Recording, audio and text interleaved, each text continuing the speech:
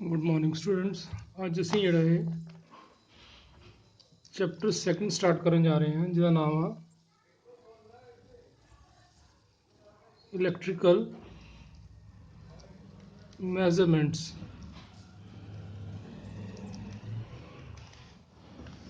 ਇਹਦੇ ਵਿੱਚ ਸਭ ਤੋਂ ਪਹਿਲਾ ਜਿਹੜਾ ਟੌਪਿਕ ਜਿਹੜਾ ਹੈ ਉਹ ਆ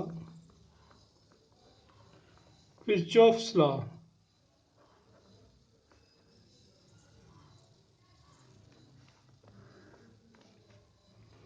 एक साइंटिस्ट सी किरचॉफ, ਉਹਨੇ ਕੀ ਹੈ ਇਲੈਕਟ੍ਰੀਕਲ ਸਰਕਟ ਦੇ ਨਾਲ ਰਿਲੇਟਡ ਜਿਹੜੇ ਆ ਦੋ ਲਾਅ ਦਿੱਤੇ।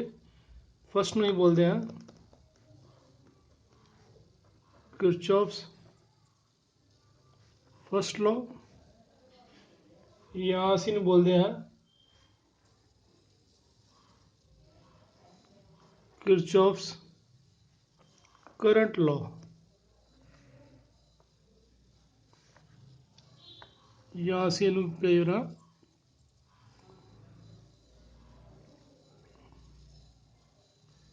करंट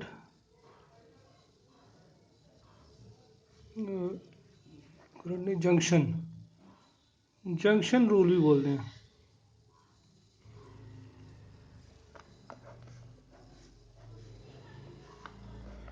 जंक्शन का मतलब होता जिथे बहुत सारिया चीज़ां मिलती, जिस तरह अं रेलवे स्टेशन के जंक्शन होंगे जिथे बहुत सारिया ट्रेन आदियाँ वा, बहुत सारे एरियाज नाल जुड़े है। उस तरह ये भी जंक्शन का मतलब है कि जिथे बहुत सारिया वायर जुड़िया वा, जिस तरह साढ़े घरों के बाहर तारां दे जोड़ होंगे है, ठीक है। सेम मान लो ये पॉइंट की है जंक्शन है जिथे बहुत सारे वायर्स मिल रही हैं। हम I1 करंट जो फ्लो कर रहा है टूवर्ड्स द जंक्शन, उसी तरह I2 टूवर्ड्स द जंक्शन, ठीक है। तो I3 I4 and I5 से are moving away from the junction. उन किरचॉफ फर्स्ट लॉ की है current entering the junction is equals to current leaving the junction. Here it states that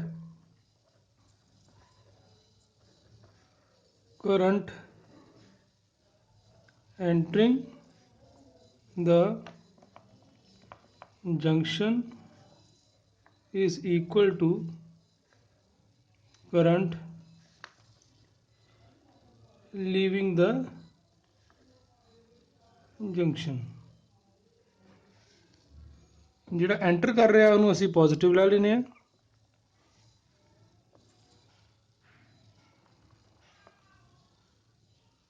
ਜਿਹੜਾ leave कर रहा ਉਹਨੂੰ नैगेटिव ले लेने, या ਅਸੀਂ दोनों पहले इक्वल भी कर सकते हैं। तो लिख सकते हैं कि करंट एंटरिंग है I1 I2 तो लीविंग हो गया I3 I4 I5। इन्हें इस तरह लिख सकते हैं I1 plus I2 minus I3 minus I4 minus I5 is equal to 0। मतलब करंट एंटरिंग देखो पॉजिटिव हो गया, करंट लीविंग जोड़ा नैगेटिव है। Algebraic sum of all the currents at a junction is equals to 0, या इस तरह डिफाइन कर सकते हैं। It also states that algebraic sum of all the currents at a junction is 0। algebraic sum is 0 या current entering is equal to current leaving, ठीक है। हम करंट की होंगे rate of flow of charge, इस करके ये कहते उत्ते बेस्ड है। This law is based on the law of conservation of charge। ਇਹਦਾ मतलब law of conservation of charge ਦੇ ਉੱਤੇ based है किरचॉफ फर्स्ट law, ठीक है। उसी तरह सेकंड आ जाता है किरचॉफ्स सेकंड लॉ, या ਅਸੀਂ बोलते हैं किरचॉफ्स वोल्टेज लॉ।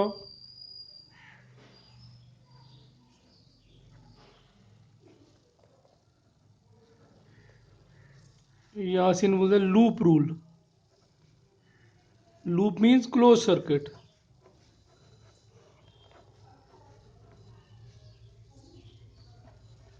ਹੁਣ ਇਸ ਚੀਜ਼ ਨੂੰ ਸਮਝਣ ਦੇ ਲਈ ਅਸੀਂ ਕੋਈ ਵੀ ਕਲੋਜ਼ ਸਰਕਟ ਬਣਾ ਲੈਂਦੇ ਪਹਿਲਾਂ, ਠੀਕ ਹੈ, ਜਿਸ ਤਰ੍ਹਾਂ ਦਾ ਮਰਜ਼ੀ ਆਪਾਂ ਬਣਾ ਸਕਦੇ ਹਾਂ। ਸੇ ਇੱਕ ਰजिस्टेंस ਲਗਾ ਲਈ, ਇੱਕ ਸੈੱਲ ਲਗਾ ਲਿਆ, ਉਸੇ ਤਰ੍ਹਾਂ ਇੱਕ ਰजिस्टेंस ਹੋਰ ਲਗਾ ਲਓ ਇੱਧਰ, ठीक है। एक रजिस्टेंस चाहो तो इधर ਨੂੰ लगा लो,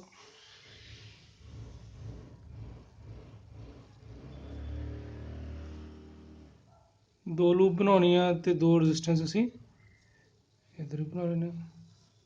से इतों करंट एंटर कर रहा वा, से आई करंट एंटर कर रहा है। रजिस्टेंसेस का नाम रख लेने R1, R2, R3, R4 and R5, ठीक है। ਹੁਣ अगर ਅਸੀਂ लूप की गल करिए तो करंट की डायरैक्शन है पॉजिटिव टू नैगेटिव, जिहदा नाम रख लीए ABCD। ਹੁਣ पॉजिटिव टू नैगेटिव ये करंट से I1 पॉजिटिव वालों पर जा रहा, ठीक है। I1 करंट आया से इधर ये चों I3 जा रहा वा, I2 दे विचों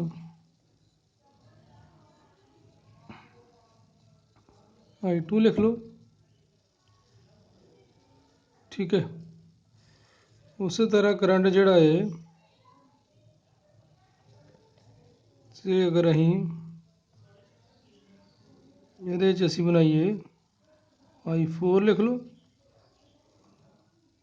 I5 लिख लो, ठीक है। तुसी अगर कन्फ्यूज़ करता आई वाला तो इस पार्ट में तुसी नहीं भी ड्रॉ करो, कोई गल नहीं, ठीक है, कन्फ्यूजन नहीं होगी, ठीक है। असी करंट बना लिया, सिर्फ जिधर सैल लगा है उधर ख्याल रखना वो एक डायरैक्शन होएगी, क्लीयर। हुण की है क्योंकि ये दोनों सीरीज़ दे विच ने तो इन्हां दे विच सेम ही है करंट फ्लो करन दिया, ठीक है। असीं I4 भी लिख सकते हैं क्योंकि ये सेम ही, कोई जंक्शन कोई नहीं है I4, क्लीयर। लेकिन इधर अलग अलग है, इधर इनू असीं I1 लिख सकते हैं क्योंकि I1 ते I2 ये कॉन्टीन्यूटी विच ने। I1 करंट फ्लो कर रहा है, ये असीं I3 कर लिया, ये I4 कर लिया। कोई भी सर्किट बना सकते हैं समझण लई, क्लीयर। हुण डेफिनेशन की है दी कि किसी भी लूप दे विच जिहड़ा है टोटल EMF से सैल दी EMF की है E है। अगर मैं ABC लूप की गल करा, ABCA इस लूप की गल करा तो ये की है टोटल EMF की है E है। एक दे इक्वल होएगी sum of product of resistance and current, यानी कि I1 R1 plus I1 R2 plus I3 R3 के इक्वल होएगी। लेकिन ये डायरैक्शनस भी असी देखनी है, वो बारे में बता दसदा। अगर अं क्लॉकवाइज लेना है तो वह की है करंट पॉजिटिव लवांगे, एंटी क्लॉकवाइज वाले नैगेटिव लवांगे। हम इस सैल के देखो लूप के अंदरों देखना सारा, ये देखो पॉजिटिव टू नैगेटिव, यदा मतलब EMF एंटी क्लॉकवाइज है, इनू असी नैगेटिव लवांगे, ठीक है। उस तरह ये भी असी जो करंट जोड़ा है क्लॉकवाइज है उन्होंने असी पॉजिटिव ले लेंगे तो एंटी क्लॉकवाइज वाले नैगेटिव ले लेंगे। लूप के अंदरों देखना, इस लूप का अलग, इस लूप का अलग। मैं डेफिनेशन लिखवाना है नाल आपां करांगे, फिर होर क्लीयर हो जाएगा।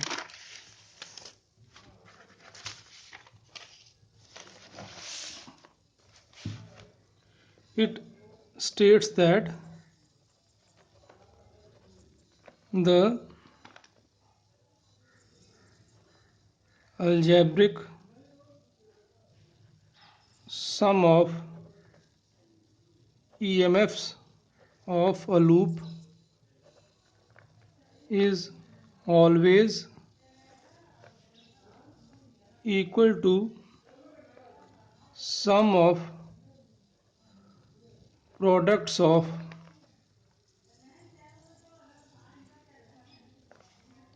resistances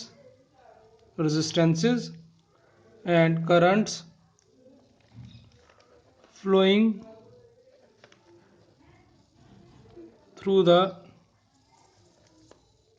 loop. ਹੁਣ ਸੇ ਅਸੀਂ ਲੈ ਲਿਆ in loop ABC ਪਹਿਲਾ ਵਾਲੀ ਲੂਪ ਲੈ ਲਈ। ਉਹਨੇ EMF ਦੀ ਡਾਇਰੈਕਸ਼ਨ ਕੀ ਹੈ ਲੂਪ ਦੇ ਅੰਦਰ ਦੇਖੀਏ positive to negative the direction ਕੀ ਹੈ ਕਲੌਕ ਨਾਲ ਉਲਟ ਐਂਟੀ ਕਲੌਕਵਾਈਜ਼। ਠੀਕ ਹੈ ਕਲੌਕ ਇਸ ਤਰ੍ਹਾਂ ਚੱਲਦੀ ਹੈ ਇਹ ਉਲਟਾ ਵਾ ਇਸ ਕਰਕੇ ਇਹਨੂੰ EMF ਨੂੰ ਅਸੀਂ ਲੈ ਲਿਆ negative. Sum of EMF is equal to algebraic sum of EMF ਇੱਕੋ ਹੀ ਸੈੱਲ ਲੱਗਾ ਇੱਕੋ ਹੀ EMF ਹੋ ਗਈ ਕਿਹਦੇ ਇਕੁਅਲ ਹੈ करंट। ਹੁਣ करंट देखिए I1 ਦੀ ਡਾਇਰੈਕਸ਼ਨ ਕੀ ਹੈ ਐਂਟੀ ਕਲੌਕਵਾਈਜ਼ ਲੂਪ ਦੇ ਅੰਦਰ ਦੇਖੀਏ I1 ਇਦਾਂ ਜਾ ਰਿਹਾ ਇਹਦਾ ਮਤਲਬ ਇਹਨੂੰ ਨੈਗੇਟਿਵ ਲੈਣਾ minus I1 R1 minus I1 R1। Second ਦੇਖੋ ਇਹ I3 ਦੀ ਡਾਇਰੈਕਸ਼ਨ ਵੀ ਕੀ ਹੈ ਇਹ ਵੀ ਐਂਟੀ ਕਲੌਕਵਾਈਜ਼ ਹੈ ਇਹਨੂੰ ਵੀ ਅਸੀਂ नेगेटिव ले लिया I3 R3। नैक्सट ये देखिए लूप के अंदरों देखो यदि डायरेक्शन भी anti clockwise I1 R2 negative लवेंगे। ठीक है इनू असी बोलते हैं किरचॉफ सेकंड लॉ। उसी तरह दूसरी लूप कड़ी है दूसरी लूप कड़ी है ADCA इन लूप ADCA। ਹੁਣ ਇਸ ਲੂਪ ਦੇ ਵਿੱਚ ਦੇਖੋ ਇਹਦੇ ਅੰਦਰ ਕੋਈ ਵੀ ਕਿਸੇ ਤਰ੍ਹਾਂ ਦਾ ਸੈੱਲ ਨਹੀਂ ਹੈਗਾ ਇਸ ਲੂਪ 'ਚ ਇਸ ਕਰਕੇ EMF ਕੀ ਹੋਗੀ 0। करंट देखो I4 anti clockwise negative minus I4 R4 minus I4 R4 I5 भी I5 ਦੇ ਵਿੱਚੋਂ I4 करंट फ्लो कर रहा है ये भी anti clockwise minus I4 R5। I3 इस लूप चों देखिए तो क्लॉकवाइज है इस लूप के ਵਿੱਚੋਂ देखना ਹੁਣ ਅਸੀਂ ਇਹ क्लॉकवाइज है इस करके ਇਹਨੂੰ पॉजिटिव ले लेना I3 R3 plus I3 R3। ठीक है मतलब ये आप याद रखना है जोड़ा क्लॉकवाइज लिया बाय कन्वेंशन असी लिया वा उन्होंने की लै लिया पॉजिटिव एंटी क्लॉकवाइज नूं की लै लिया नेगेटिव ले लिया। ठीक है ये Kirchhoff second law. It is also called loop rule. It is based on the law of conservation of energy। ये law of conservation of energy ते बेस्ड है। ये बड़ा इंपॉर्टेंट टॉपिक ने दोनों। ठीक है ये अपने आप दोनों अलग अलग भी आ जाते हैं तो नाल अगले जो टॉपिक असी करने उन्होंने ये अंडरस्टैंडिंग चंगी तरह होनी चाहिए। सिर्फ आप इन्ना ही करना अज तो बिल्कुल ध्यान नाल कर लेना किसी तरह की कोई प्रॉब्लम होए तो मैनूं पूछ सकते जी। सैकेंडली मंडे नूं तुहाडी क्विज भी है MCQ जिहड़ा फस्ट सैकेंड ते फोर्थ चैप्टर ते मैं तुहानूं करवाए दे आ। ठीक है MCQ तुहानूं भेजे आ बहुत सारे। ठीक है PDF भी बाद चों भेजी वो सारे MCQ की प्रैक्टिस करनी है मंडे नूं सारिਆਂ ने क्विज जिहड़ी अटेंड करनी है कोई भी एबसेंट ना होए। Okay bye take care.